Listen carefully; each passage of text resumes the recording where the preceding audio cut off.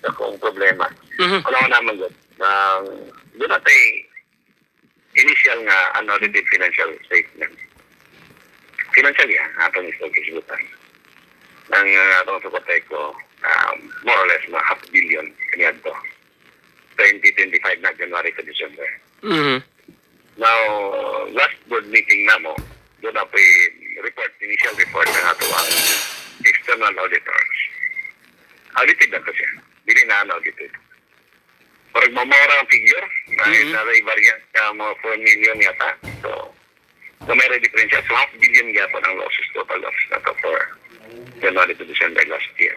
Ang atong unaccounted, nagdugang og 600 million. Wow. So from 1.6 to 2.2.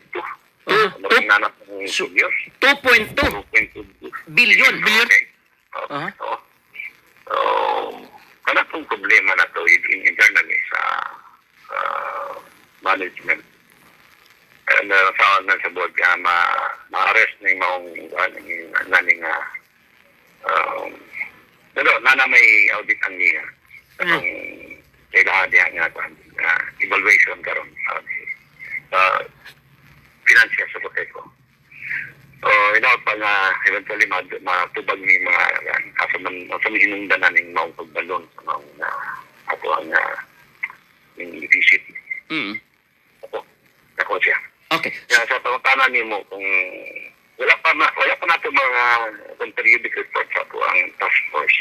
Kaya even now, din na nakita yung mga ipang himo nga, di ba? Maramsabanin niya ng mga fence meters. Nag-request na magandang additional meters last board meeting. Itong part sa award sa back, the board should authorize the purchase of additional meters, kilowatt-hour meters, para sa ito ang himo nga sa plan. Ini sa ito ang task force para nato sa ito ng mga filterage sa itong area of coverage. Kay rampant yun kaya for quite a time. Napasagdan na nga ito ang apprehension team. Wala na yung apprehension team. Wala yung nagkatitaan ng mga gapang doktor o gapang doki-doki sa mga metro o mga others. And hindi man tamingon nga exemption ang kanyang mga lifeline consumers. Pero kinimangundag ko nga kung sumampi na ito, kung muna yung mga awat, looking nagkwaging TikTok. Okay. Kaya kita kung kining sumuhan, isa kalibo, 2,000 lang yung bulan, bayran. Kanila, 20 million ang bulan, 10 million ang bulan. So, kung muna yung mga awat, looking nagkwaging si TikTok sa itong system. Wala ang problema na ito. Okay. Kaya napasagda na siya for over time.